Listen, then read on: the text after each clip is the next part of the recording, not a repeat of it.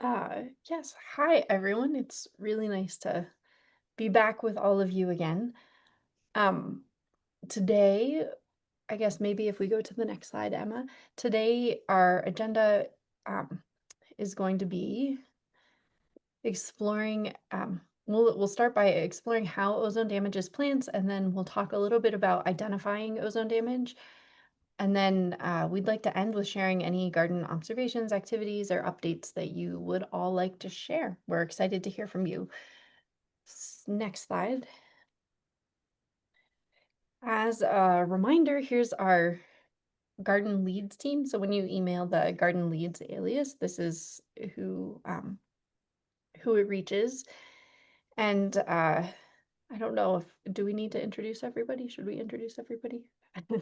Okay, I don't think we need to introduce everybody. And I imagine that many of you, well, maybe not all of you, but many of you know me. Am a I have a appointment at the National Center for Atmospheric Research. I had worked there for 11 years before transitioning to Colorado State University, where I've been for the past 2 years. And I also just want to apologize. We're having a thunderstorm here right now, and so hopefully we don't lose power, but also my dog is freaking out. So uh, that has been in the background. If you hear that, that's what's going on here. Um, okay, next slide. So I think it would be great. I want to start with a Zoom poll just to get a sense for identifying ozone damage. And I know that some of these images are a little bit hard to see, but here's the poll. So which photo or photos do you think show ozone damage from this? And there are four options.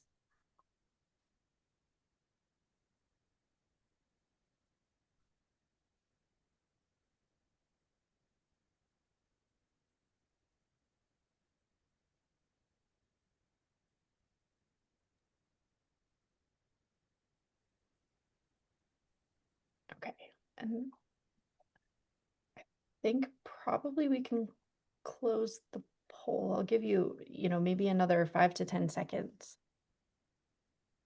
Any additional? Right, I'll close it. Okay, yeah. Um, yes, and so you see that most people said that photo A, well, in fact, all people who responded said photo A is ozone damage, and that is correct. It's ozone damage on the milkweed leaf. Photo C is also a milkweed leaf, but that is showing those are, that's not ozone damage. Ozone, I guess I should just start by saying that ozone damage is really hard to identify, and it's even harder to identify using photos. Um, so photo A has ozone damage, photo C does not. They're both milkweed leaves. Same thing, photo B also does not show ozone damage, but photo D does show ozone damage. And I realize that this might be a little hard to see on your screen, especially photo D, and it also illustrates how challenging it is to identify ozone damage from photos. But you can see probably some little black spots in places on the leaves in photo D. And that is those little black spots are the ozone damage on the cutleaf coneflower. And that's how they look on cutleaf coneflower. This is, you do start to see higher density of dots in coneflower, but typically we don't see the same level of continuous ozone damage as we do on the milkweed plants. And so it varies species by species what we what the ozone damage looks like.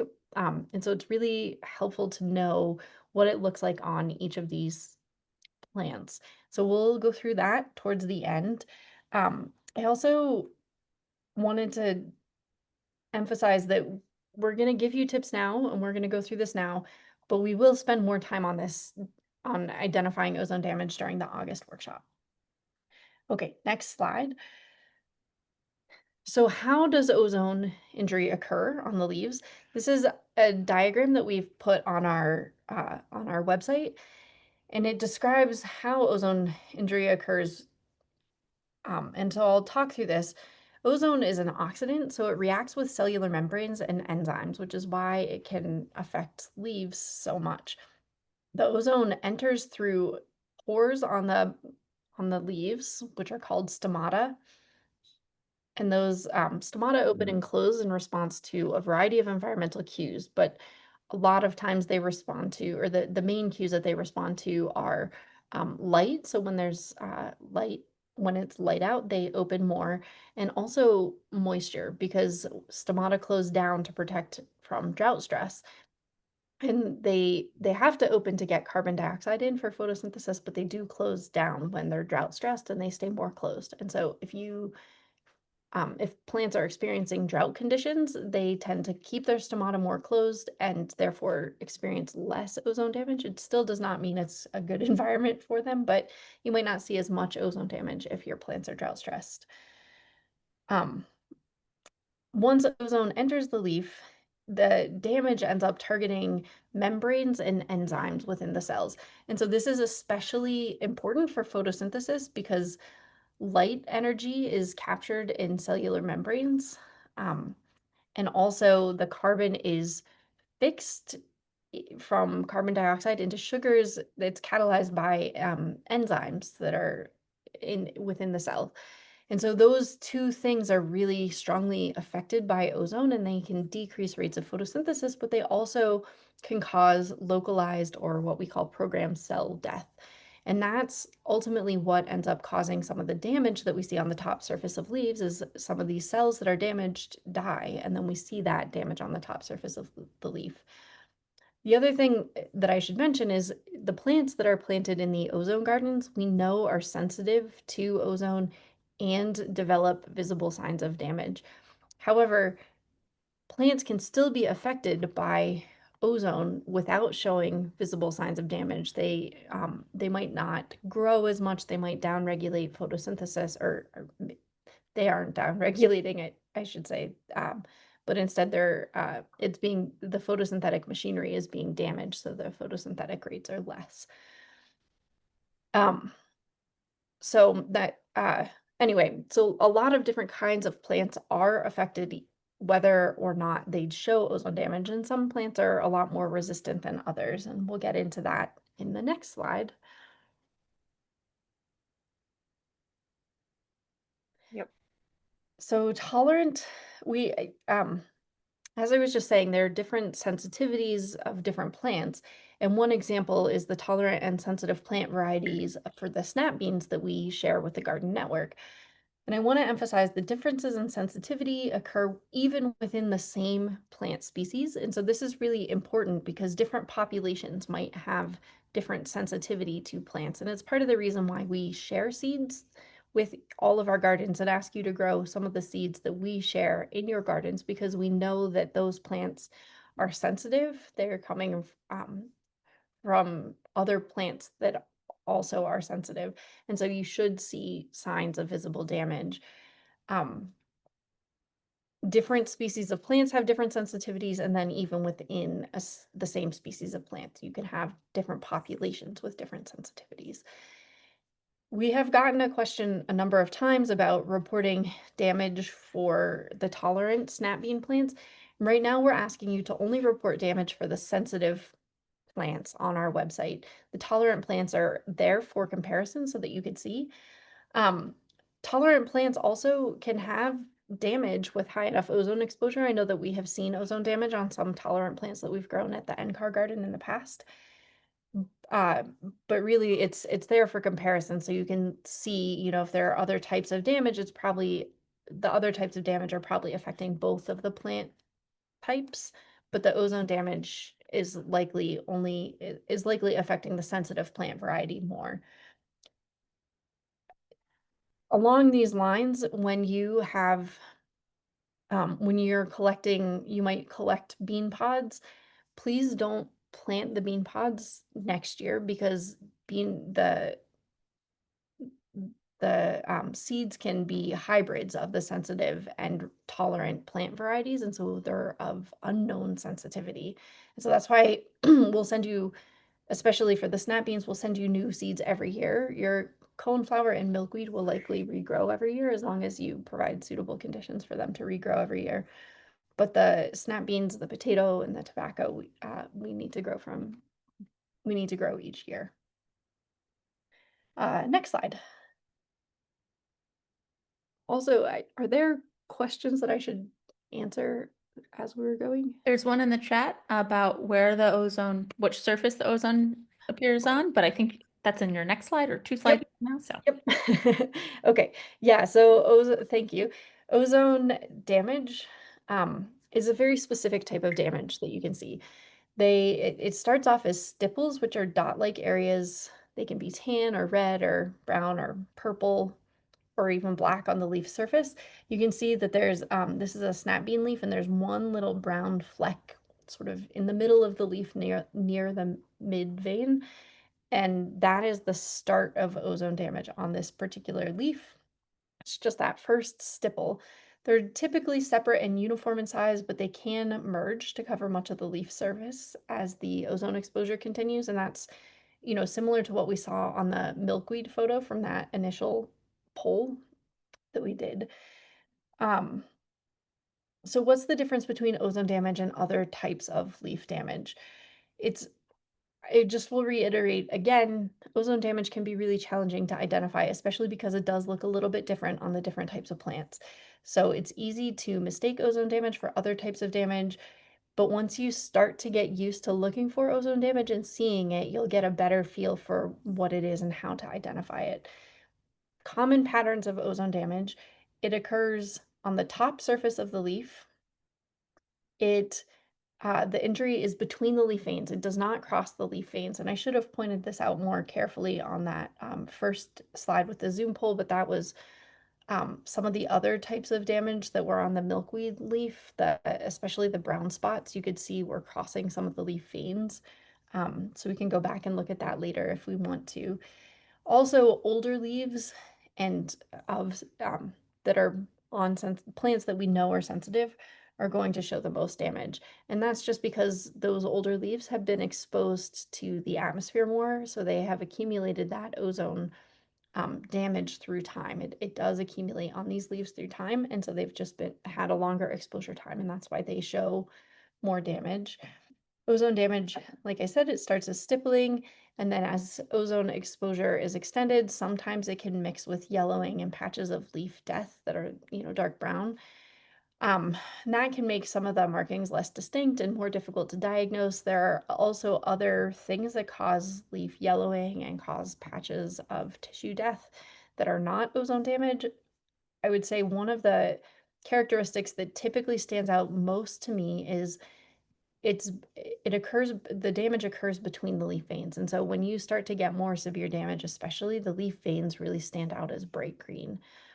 Um, the other thing that is hard is as it gets to be later in the season, plants start to naturally senesce, or they'll lose their leaves like they do every fall. And the start of that senescence period can also mimic ozone damage a little bit. And actually, ozone damage speeds up how quickly the plants drop their leaves. And so some of those more damaged leaves are going to senesce earlier because they're not serving the plant anymore. So that's a little bit about ozone damage and other leaf damage. If you go to the next slide, this is just highlighting the best place to find injury, which is on mature leaves in full sunlight in well-watered soils. And so that most typical symptom is the interveinal stippling on the upper leaf surface. And so what you can see really well here in some of these photos, this tulip poplar, the top photo of the tulip poplar is from my research where I exposed plants to artificially high levels of ozone concentrations. And so I know that this is ozone damage. And what stands out to me on this photo, you see a bunch of the black dots. Some of them are distinct and some of them have um, are closer together. So the leaf is starting to look, parts of the leaf are starting to look pretty brown and black. But what stands out to me are the bright green leaf veins. And that to me is a very classic ozone symptom. You can actually see up near the top of the leaf on the right-hand side that there are a couple areas of necrotic spots or dead spots on the leaf, and that's just because the ozone damage has gotten severe enough that the plant has started to kill off larger sections of tissue. On the bottom leaf, you can see ozone damage on the cutleaf coneflower, again, the leaf veins are bright green, and you can see that there are some yellow there or there is some yellowing. I was going to say are some yellow patches, but I would just call this general yellowing underneath where the ozone damage is. And then the bright green veins again really stand out here. And the cutleaf coneflower, the damage often starts out as dark, uh, like black, almost black looking spots. But as that ages, it sometimes tends to turn more bronze. And also, we've noticed that different populations, some of the populations of cutleaf coneflower, such as those found in the Great Smokies, the damage starts off more bronze than it does black as well. So that can be a little different as well. Um, the ozone injury pattern really doesn't show on the underside of the leaf until you start to get the necrotic spots like you see at on the top leaf. But otherwise, all of the ozone injury occurs on the top surface of the leaf. Again, older leaves are going to show more injury just because they've been exposed to the air for longer. You also, neither one of these photos shows this very well, but I do have some photos of shaded portions of leaf of specific leaves may not show visible injury. And I have one picture, I'll have to dig that up at some point, but of a milkweed plant where the most of the leaf is black, but you can see the outline of where one leaf must have been shading it, and that that part of the leaf is actually green and undamaged, and it's kind of interesting to see how a shadow of a leaf, if it's still enough for long enough periods of time, can actually minimize ozone damage. And then, as I mentioned already, leaves may show signs of premature aging and they may fall off. If, yeah, one thing that can be useful if you're interested is once you start to see signs of ozone damage, if you wanted to see about tracking the same leaf through time, you could mark that leaf. Sometimes I put a twist tie around the base of a leaf, like the little stem of the leaf before it reaches the plant, so that I could come back and identify which leaf I had been looking at, and you can start to see how that damage is evolving through time. All right, next slide. Um, so this is just a little bit more detailed information about monitoring your garden and some tips for leaf selection. So for monitoring your garden, we should ensure that at least one designated person is monitoring the garden within every 2 weeks. If you want to do it more frequently, that's wonderful. But I would say, you know, at least every 2 weeks because the damage can start to occur pretty quickly, especially if the plants have been exposed to high ozone concentrations. And one of the things that it can help us identify, more frequent measurements can help us identify is whether or not there's a threshold effect of ozone damage. So is it that the ozone environment gets so high that at some point everything just starts to turn, or is it a more slow and gradual accumulation? And it might be different for different types of plants, but that's one of the things that it can show us when we take record measurements more frequently.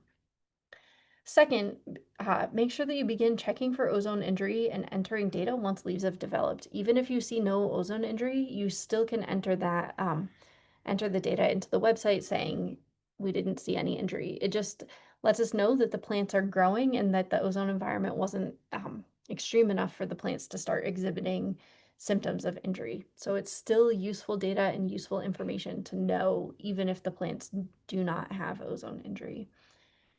We also are encouraging visitors to make their own observations. The more people we have looking at these plants, the better.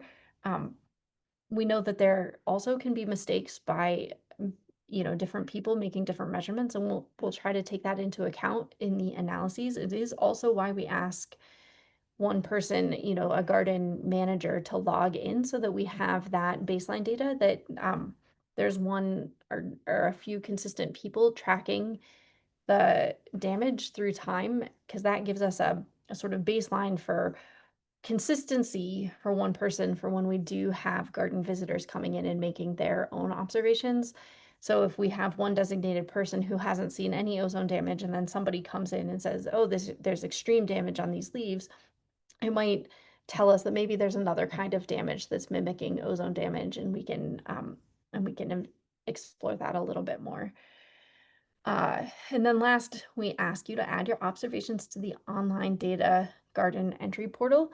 And I include here that we can do a demo at the end of this if people are interested for how to enter data, because I know that that can be confusing and some people have asked some questions about that already. So let me know if there's interest and I'm happy to run through that with you. As far as selecting leaves, I know that we've gotten this question a few times as well. Try to select leaves from the middle to lower part of the plant. And that's just because the older leaves tend to show damage more than the newer leaves, and the newer leaves towards the top of the plant likely won't have that same visible ozone damage. It's okay if you have to monitor some of the newer leaves, and sometimes newer leaves, because they are getting more sun, will have some ozone damage.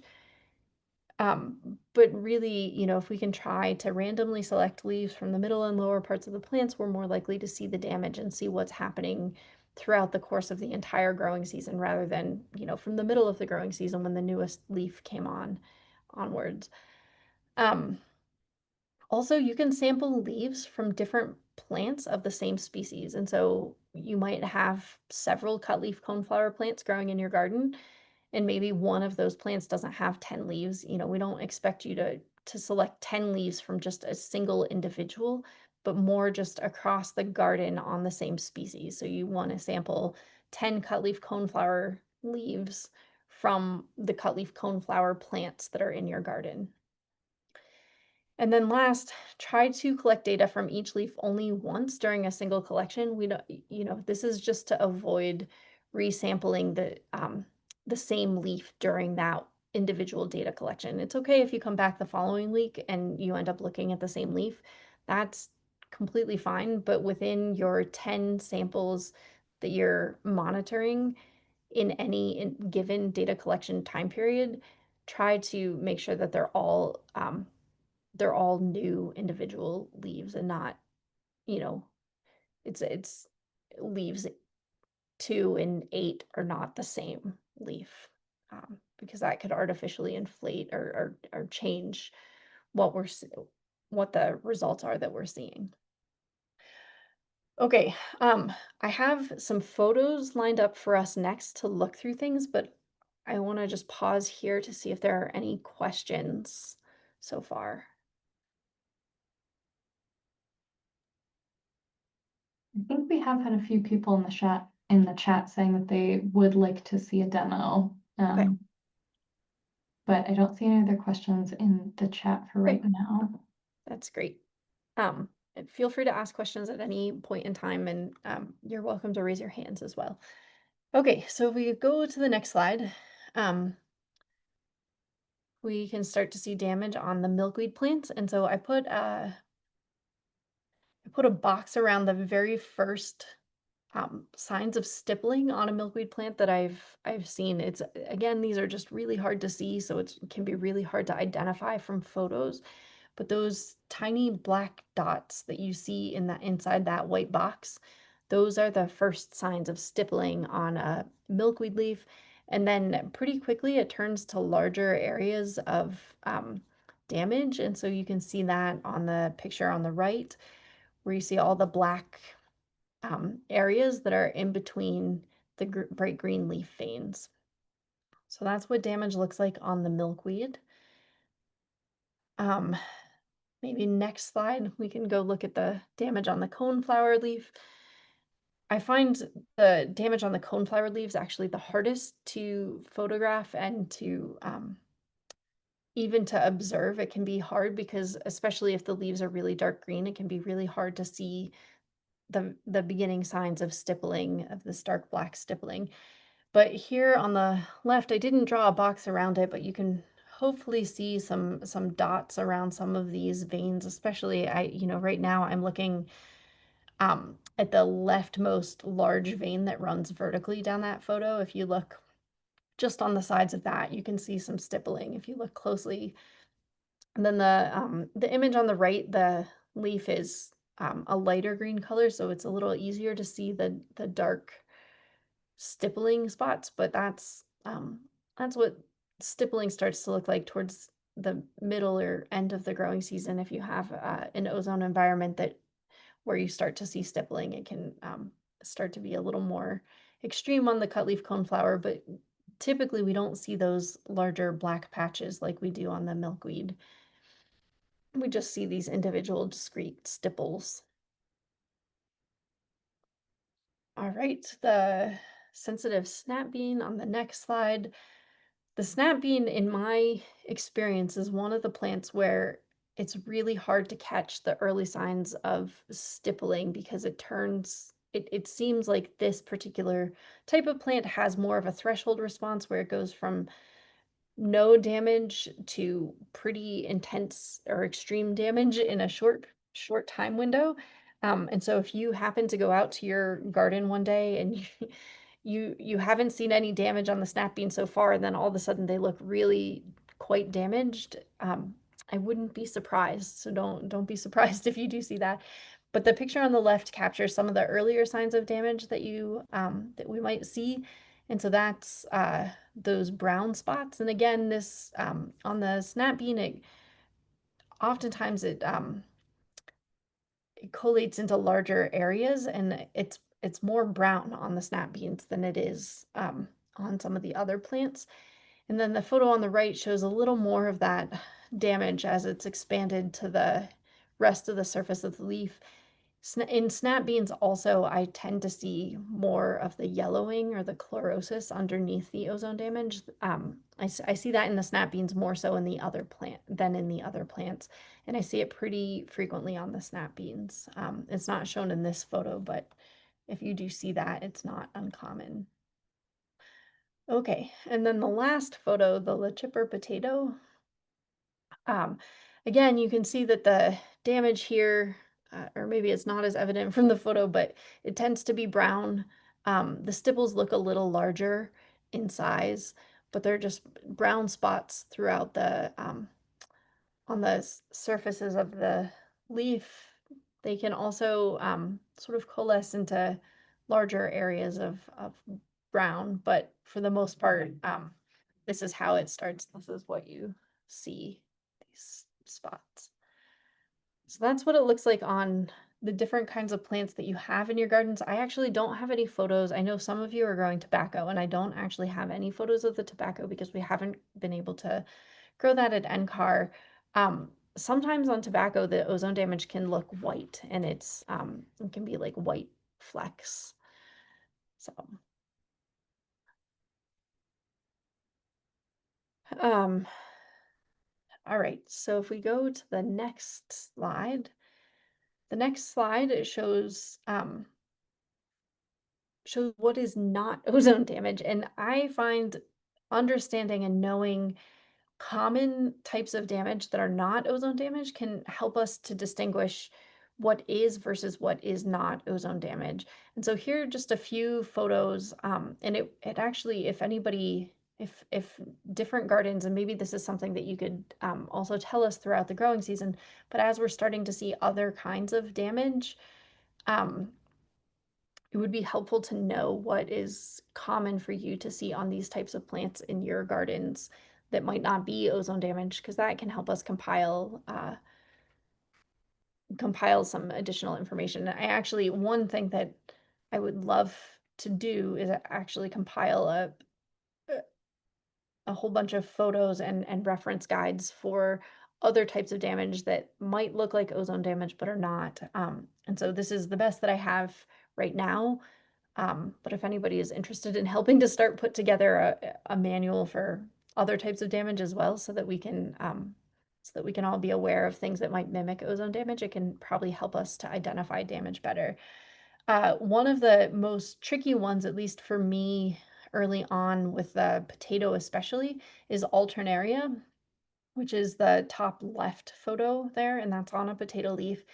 And so it is brown spots, and there are larger areas of brown, but this is a fungal infection that is pretty common on potatoes. And I mean, just so you know, scientists make mistakes as well, and I don't always claim to know everything. And early on when I was trying to identify ozone damage, I went to a conference and was presenting some information on our Ozone Garden Network, and I put up a picture of a potato leaf that I thought had ozone damage, and somebody said, no, that looks like alternaria damage, not ozone damage. So I had to go back and look for it. So it is this just reiterating that this is hard, even for those of us who have more training in doing it. There's also leaf spot is something I see commonly. A lot of people will bring me leaves that are not part of the ozone garden network or the plants that we grow in the ozone garden network, but they will bring me leaves like on tulip poplar, for example, is one that I see commonly.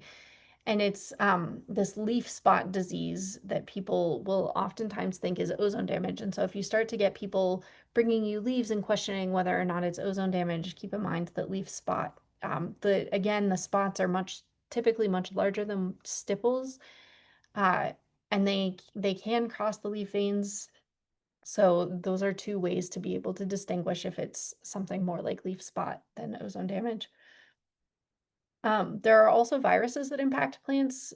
Uh, there's a tobacco ring spot virus, which you can see in that, um, I guess, in the viruses, that's the left photo in that viruses cluster. And then the bean mosaic virus is another one where the leaves look really unhealthy. And this has happened to our snap beans, but the leaves can look pretty unhealthy. And then people think, oh, that's an unhealthy leaf. It must be ozone damage. But it's not. You can see that there's no brown spots that look like the stippling on that particular photo of the bean mosaic virus. The damage tends to look a lot lighter. And then on the bottom is the insect damage. There's damage on the left from thrips that are tend to be little white flecks. And I don't have a lot of experience identifying ozone damage on the tobacco, but sometimes some of the damage that I've seen, I would probably have trouble distinguishing from thrip damage because it's a little bit of what it looks like on the tobacco leaf, these white flecks. And then there's also damage from leaf hoppers that again just makes parts of the leaf seem lighter in color. So these are all different types of damage that might mimic ozone damage. And so it's just good to be aware that these are things you can see on the leaves in your gardens. Okay, and then next slide is just highlighting that we do have tools for practicing identification on the website. There's an image gallery if you would like to use that.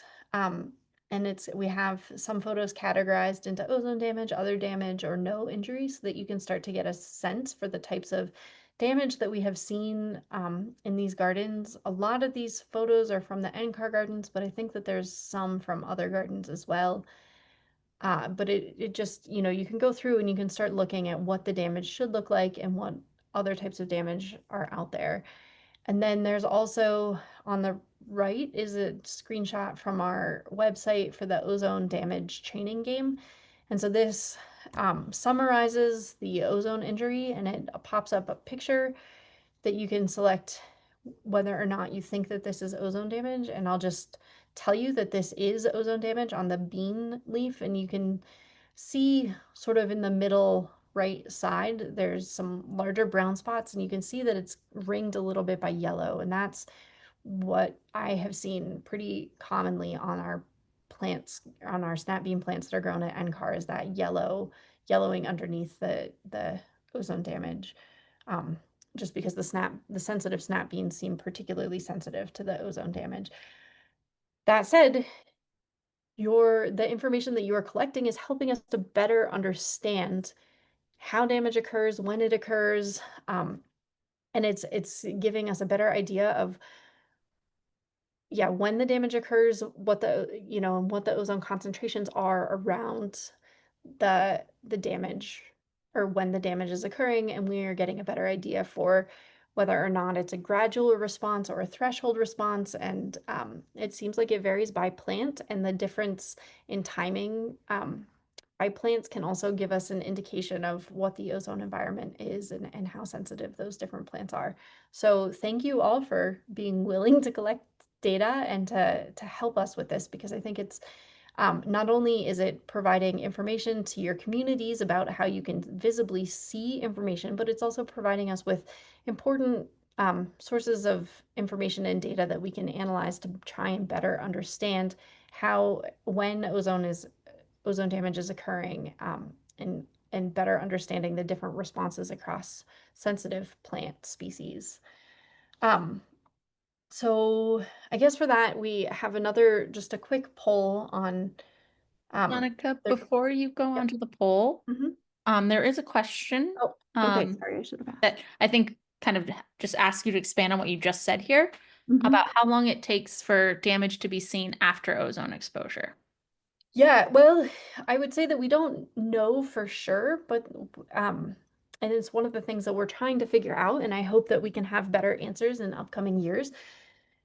It really it depends on the ozone exposure, but it also depends on the other environmental stressors that the plants are experiencing. So if they're drought stressed, they might not show ozone damage quite as readily because the ozone isn't getting inside the leaf because the leaf has the stomatal pores closed.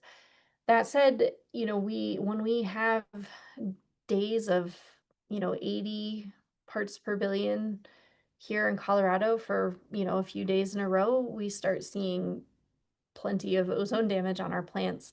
We already at the NCAR gardens, we've already started seeing the beginning signs of ozone damage in May. It's not always that early for other locations. Colorado has higher ozone concentrations than a lot of places. It's one of the Colorado's Front Range is one of the places that is out of compliance with EPA's regulations, and it's one of the places where background ozone concentrations have been increasing rather than decreasing through time. Plus, we have a lot of high light. So when we water our plants and then we have that really high light environment and high ozone environment, we start to see signs of damage a little bit earlier than some other locations. I hope that nobody else is experiencing. I mean, I hope that you're not experiencing high enough ozone concentrations to really start seeing damage already, but you might be. And so I would take a look. I often see it on the coneflower first, just because those leaves start sprouting first. Here in Colorado, the coneflowers start to emerge in April. And so then we were starting to see some damage in May. We had some high ozone events here, and we were starting to see the beginning signs of damage in early May, or maybe it was more like mid-May, um, not early May. But uh, so I can't give you an exact answer for that, but that's hopefully that is helpful information.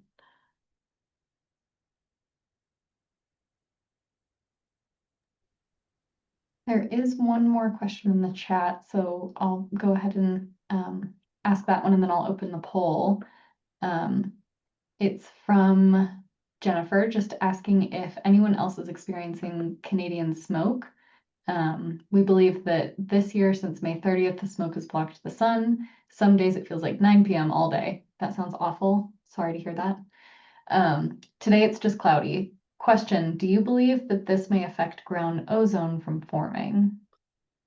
Uh, yeah, there's a lot of active areas of research around the wildfire ground level ozone formation. And um, yes, it can block the light, and ozone needs sunlight to form, but also ozone needs precursor emissions to form. And a lot of emissions that come from wildfires are precursor emissions. And so downwind of fires, you really can get high ozone concentrations, even though the light is dimmer. Um, and so that's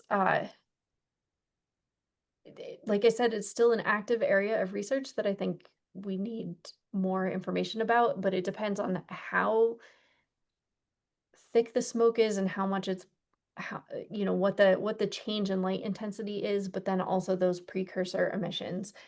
I know that after some wildfire events, when it's pretty hazy here in Colorado, we have seen a big increase in ozone damage. Um, and it's, once plants are exposed to a high ozone event, it can be, within a day that you start seeing that damage and that program cell death that causes the stippling on the leaves. So you can keep checking, although be safe being outside in that smoke. It really does sound awful. It is awful to be in smoky environments. Another piece of information related to smoke is that again, depending on the intensity of the smoke, sometimes it can act to scatter light through plant canopies, and so it can actually increase plant photosynthesis in some capacities without that, if you didn't have that oxidizing effect, increasing that scattering that the smoke causes, it could increase productivity, but then you have on the flip side, you have higher oxidative environments. Um, Another thing related to smoke, I guess a last thing related to smoke that I'll say is just the fact that there are other oxidative chemicals that are in smoke from wildfires and other fires that can cause damage on the leaves. It might not be ozone damage, but it can look like ozone damage. And one example, uh, a few years ago, there was again some bad wildfire smoke when I visited family in New Jersey, and I saw some oxidative stress on some of the leaves. They were turning more just more purple though, and it looked like oxidative stress, but not necessarily ozone stress. So um, just add that to the confusion for all of this. But stay safe out there. I hope that the smoke and the fires clear up before too long. Okay, I will go ahead and launch the poll now.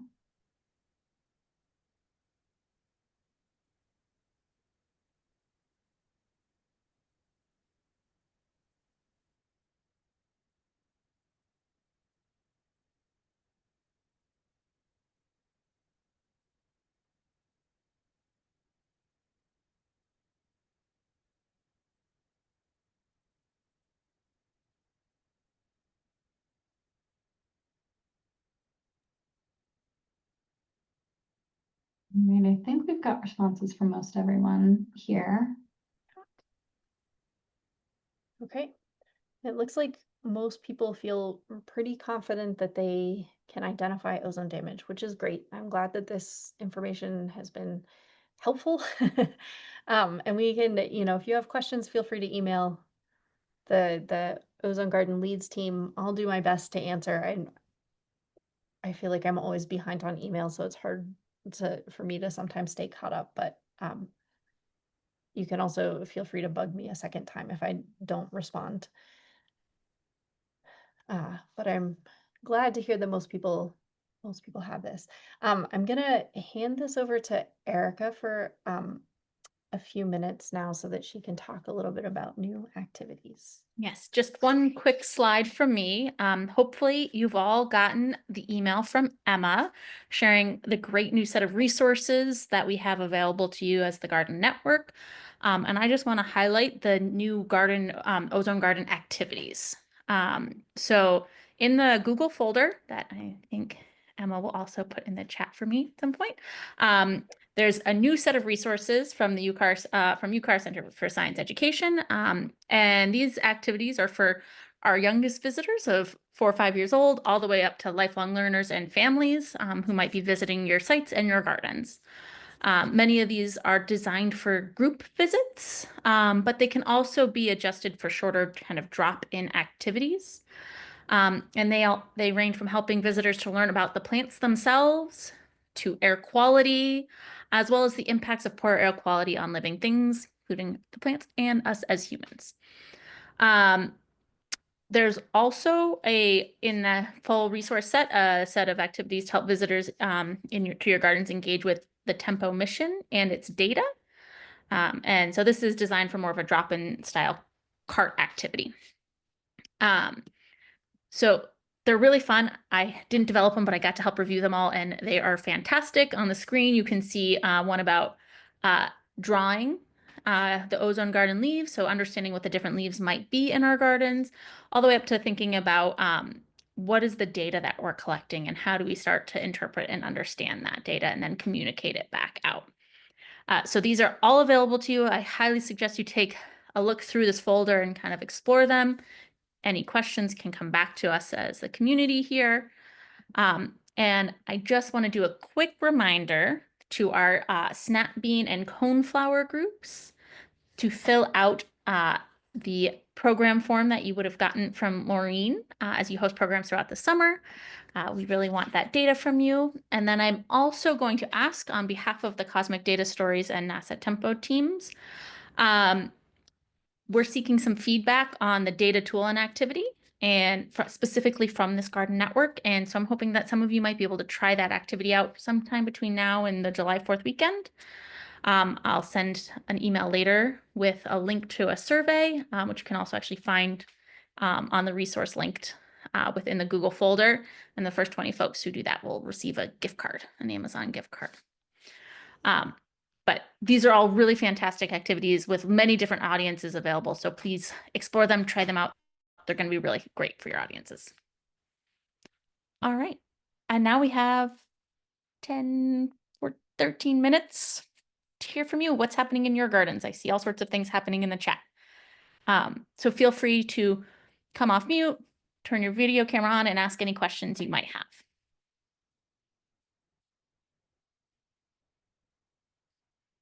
I had a quick question, if that's okay.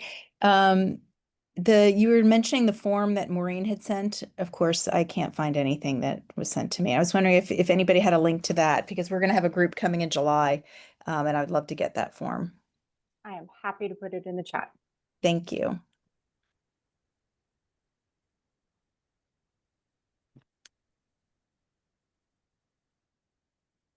Any other questions? Or things that you have going on that you want to share? I saw in the chat that Kelly said that the kids at the library have been loving the worksheets, which is great to hear. It's absolutely great. I'll share one other thing too, that we had a terrible problem that deer were eating all of our beans. And I thought, how are we going to measure ozone damage when there are no leaves left? But we got great devices to put, and I don't know if this is appropriate for all the gardens, but the kind that they're motion sensors. And I think this is what worked, because I also got some of the stinky spray that I sprayed on the outside of our beds. But the beans have come back like crazy. So they're motion sensitive, and then I guess they make an ultrasonic sound. So they're not good if you have dogs and things around, but it's worked really well. That's great to hear. Yeah. Yeah, I wonder if we should compile some tips like that somewhere. So I feel like those things are useful, especially if you can't have a fence for some reason around your garden to keep the deer out. I know that, or I seem to remember that other people have had problems with rabbits also. So. Barbara, did you have something you wanted to share? Yes, I just wanted to say that there are a couple of, in addition to Susan's garden, which is also an urban garden, I believe, there are two other urban gardens that have expressed interest in having sensitive beans there for educational purposes. So one, I started planting a few beans over at one garden last year, and it's the garden that's the closest to the air pollution sensor in the county. So, and those people are thrilled to have the beans there, and they had me make a special poster for that. Then this year, just a few days ago, I got another request. Susan got it too, for some, to plant some sensitive beans at the Central Library in Arlington. So I'm going to work with the person there to do that, and maybe help her put in a little sign of some kind. That's wonderful. Yeah. And as a reminder, there's the signs in that Google folder as well that are available to everyone. And they come in different sets. There's a smaller, shorter set. So for places that don't have a lot of space for displaying, that's a great use. And then there's kind of a longer, more full, I think there are 4 signs for groups that want to really dive into it. Yeah. The other thing that I would say is if they want to be on the email listserv, please have them, or you can send us their email addresses, or they can email us to ask. And also, you don't have to be a funded garden in order to join the network. So they could also join the network and have a location put on the map, and that way they or other people visiting their gardens could enter data as well, and just have that space on the map. Oh, that would be great. Yeah. I just put our email address in there. That's the garden-leads at ucar.edu. We can add anyone to the Google group. So they can either email us directly, or Barbara, you could just share a group of emails and we'll Okay. add to the Google group. Either way works. Yeah. Okay, great. Thank you. And I saw just when I looked in the chat that Jennifer, you were asking about tips for germinating the sensitive coneflowers, and they're one of the species that require cold snap, or they require at least it's called vernalization. So they, refrigeration or freezing before planting in order to germinate. They tend to do well in earlier in the growing season than other plants. They are a little more cold hardy. So I would say those things. And as you know, for the Ozone Garden Network leads team, maybe we should think about freezing some of the milkweed and coneflower seeds before we send them out so that they're vernalized in future years. That might help. And no, it's not something that I have thought to do. I'm sorry if you've already done Tried, that. but Yeah. we have limited freezer space at our office. Yeah, no, I understand that. I risk them getting taken away. Yeah, so but I've tried to reach out. Rocky Mountain National Park they grew coneflowers for us one year, and she gave me extra trays of coneflowers. This is several years ago, because they had such high success rate at germinating them, and I've tried to ask them for additional tips. And I just haven't been able to get in touch with them. So I'll keep trying to get in touch with them to just ask if they have any additional tips. But I know that fertilization process is part of it. One thing We I'll also, oh, go ahead, Barbara. Well, we've had luck germinating the milkweed and the coneflower by planting them in the fall. Yeah. And now we have plants that are pretty sturdy. In fact, if I don't catch the milkweed pods early enough, we have baby milkweeds all over the place. Yeah, they will take over. But it's a great point. I think that there is actually, I know that I've seen recommendations for planting both of those in the fall. And so that's a good recommendation. And maybe we can, if gardens are going to have those plants next year, I wonder if we could send out a few seeds for each of those plants. I might even, if there's folks who aren't able to get their coneflower milkweed growing this season, we might be able to even ship you some plant roots and rhizomes this fall. The spring is always tough because we're in New England and ours are not sprouting early enough to be able to get them to many of you by the time before it gets too hot in your locations. So the timing of that doesn't work so well in the spring, but we might be able to do that this fall if folks have tried and not been able to get either their coneflower milkweed to root this year. Yeah. And Jennifer, I don't know how long they need to be in the freezer, but I would maybe try a few days to a week, I think. I've read anywhere from a week to a month. Yeah. Yeah. See, Guan Yu has his hand up. I just want to share what we've been doing here at Sternberg. First, we actually we use our Ozone Garden as a kind of like class materials with our School of Journalism or course called Climate Science Communication.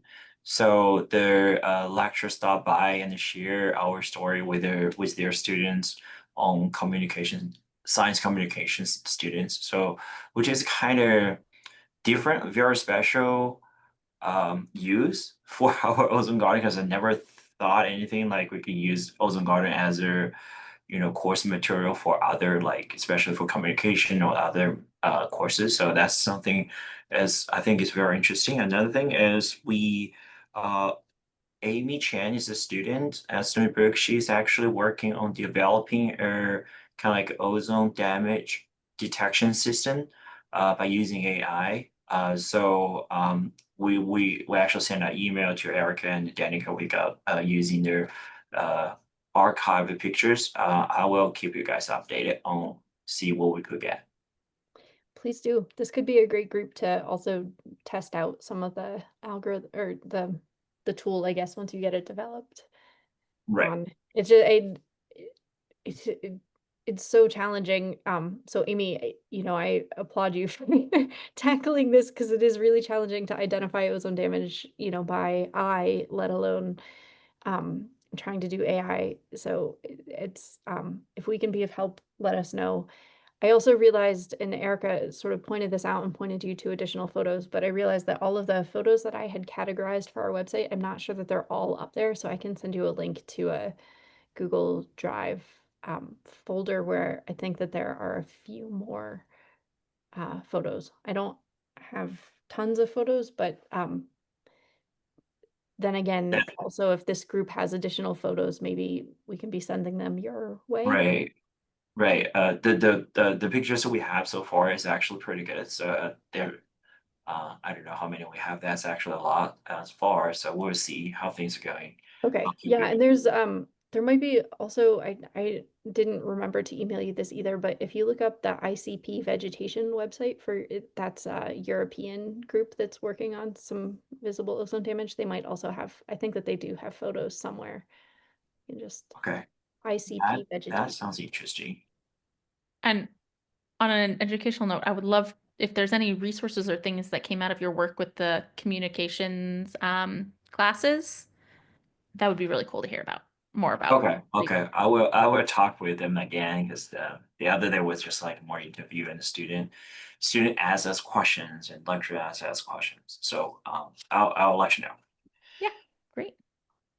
Yeah, I'd love to hear more about that as well.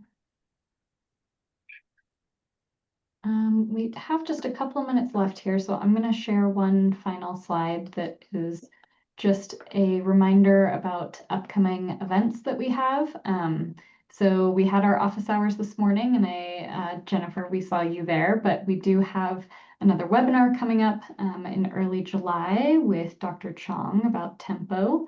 Our next office hours is on July 16th. And then we have our third webinar with Dr. Malmberg at the end of the month, at the end of July.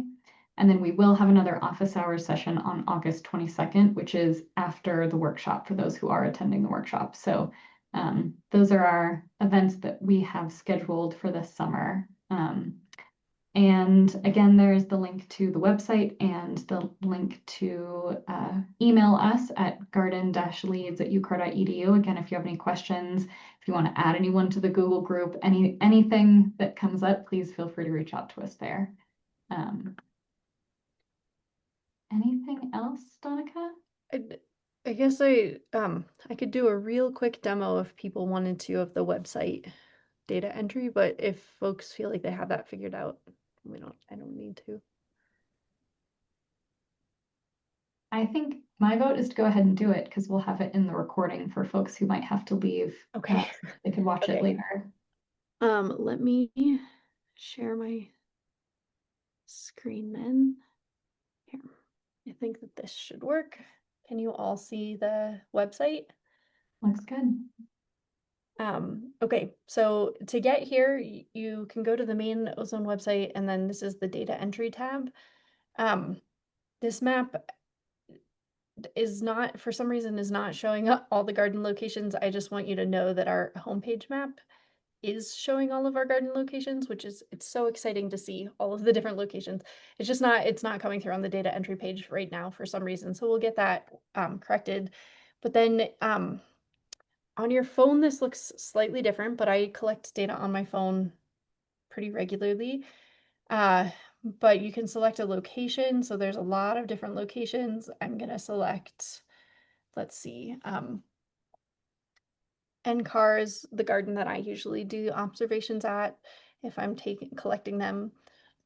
Let's say we're gonna go for coneflower, and then this is the date. It automatically populates the date, but if you are entering data for a different day that you've collected on worksheets, for example, you can click this and choose a different day. So then here's just some basic background information. I'll go through bulk entry in 1 minute, but what we ask first is to identify, or if you're just doing a normal entry, is to identify the category. So for leaf number 1, and on your phone, this will just pop up one leaf, and then you can click the arrow and it'll go to the next leaf. But for leaf number 1, you select whether or not it's which category it's in. So, say we've started to see a little bit of damage, so it's maybe in category 2. Category 1 is no damage, and maybe leaf 2 had no damage and leaf 3 had no damage, but then we're seeing a little bit of damage on leaf 4. And then we go to leaf 5 and we see, oh, there's even a little bit more damage. And so you can go through like this. And again, this pops up just one leaf at a time on your phone, and then you actually scroll through to select the leaf image that is of that damage category. And so it looks a little bit different. But then you can click. I'm not going to click on this because I don't want to enter data that I wasn't actually collecting. But you go through and you enter it for all the leaves. If you want to do a bulk entry, say you have a group come through, school group, where you have, I don't know, 20 students, you can click on bulk entry, and what you would do is you would go through and you would count up the number of leaves that were in category 1. And so let's see, leaf in category 1 might be, maybe you had 15 leaves in that category. And then here for number 2, you had 3 leaves in this, or yeah, 3 leaves in this category. In index 3, maybe you had 1. And so you sum them up that way, and then enter the quantity rather than entering each individual leaf. And this just makes it easier. You can go through all the worksheets and say, okay, there were, I don't know, 15 that didn't show, 15 leaves that didn't show any damage, and then just like what I did here. So that's how you would collect the data, or enter the information, I should say. And you might need to do multiple bulk entries if you have a large group and more data than what is allowed. I think the maximum is 50 leaves in any category is the maximum. We just set that so that people weren't spamming us and entering just bad data. I will add one more tidbit that I believe as garden managers, we're asking you to log in before you enter your data. That way we know it's from you. So when you do log in, it will show that you're logged in as yourself rather than logged in as citizen scientist. So when you are logged in, it'll show that on the website as well, on that data entry page specifically. Yes, thank you. I think I was logged in as a citizen scientist because I didn't log in. But if you're entering bulk information from a school group, maybe stay logged in as a citizen scientist rather than as the garden manager, because they're not your own observations. Mm-hmm. Okay, I have to run to another meeting. But thank you all for joining, and again, feel free to reach out to us if you have any additional questions. We look forward to seeing you next time. Thanks so much, everyone, and thank you, Danica.